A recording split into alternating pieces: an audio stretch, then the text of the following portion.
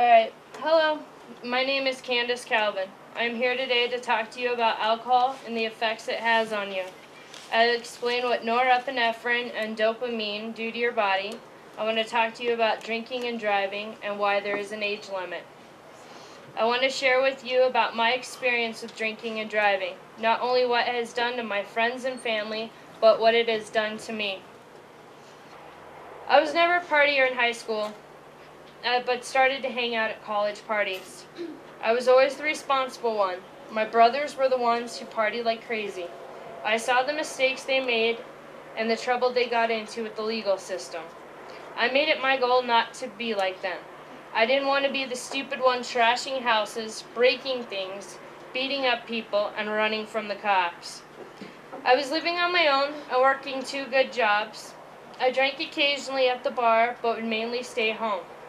I thought I was untouchable and on top of my game, and that's when it happens. I woke up. My brother and parents were standing over me crying. Their little girl was laying on a table in front of them dying and not knowing if she would pull through. I had learned later that the same crew I'd worked with on the fire department had to be the first ones on scene. How would you feel showing up and picking your little sister up off the road? They loaded me into the ambulance knowing that they would never see me again. I was taken to the helicopter pad and flight for life to Denver. I was a very complicated case. 4.5 days later in ICU, I was stable enough to undergo a 12-hour operation. I had completely shattered my pelvic bone in 8 places, a few cracked ribs, a separated clavicle that had shattered in 4 places, and a concussion. I was released from the hospital almost 2 weeks after this terrible accident. Somehow, I lived. I had made a bad choice in my life. Unfortunately, I was not the only one who suffered through my bad decision. My friend was in the car and he was killed. I'm not here to tell you never to drink or never go to parties. I'm not telling you not to have a good time.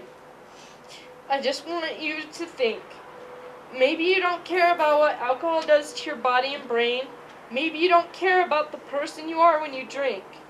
Did you ever think what you are doing to people that care about you? Your brothers, your sisters, your parents, and your friends.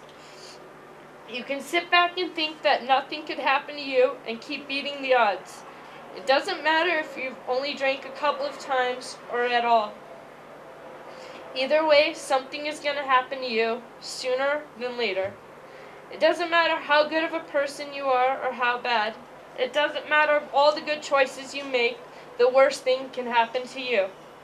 I will have scars and the horrible memory of my accident that will haunt me for the rest of my life. I look back and I wish I could have listened, and I wish I would not be here today talking to you about alcohol.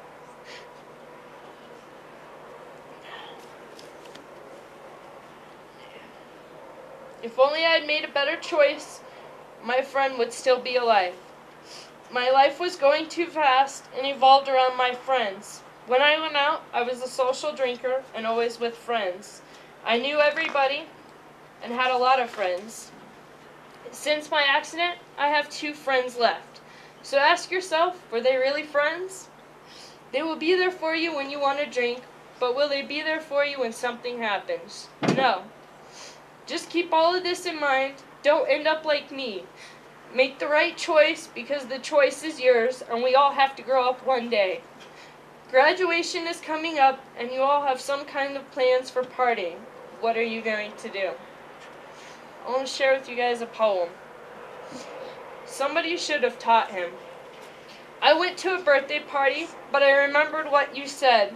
You told me not to drink at all, so I had a Sprite instead. I felt proud of myself, the way you said I would, that I didn't choose to drink and drive, though some friends said I should. I knew I had made a healthy choice, and your advice to me was right. As the party finally ended, and as the kids drove out of sight, I got into my own car, sure to get home in one piece, never knowing what was coming, something I expected least. Now I'm laying on the pavement. I can hear the policeman say, "That kid that caused this wreck was drunk." His voice seems so far away. My own blood is all around me as I try not to cry. I hear the paramedics say this girl is going to die. I'm sure the guy had no idea while he was flying high, because he chose to drink and drive, that I would have to die. So why do people do it, knowing that it ruins lives? But now the pain is cutting me like 100 stabbing knives. Tell my sister not to be afraid. Tell my daddy to be brave. And when I go to heaven, put Daddy's girl on my grave. Somebody should have taught him that it's wrong to drink and drive. Maybe if his mom and dad had, I'd still be alive. My breath is getting shorter. I'm getting really scared. These are my final moments, and I'm so unprepared. I wish that you could hold me, Mom, as I lie here and die. I wish I could say I love you and goodbye.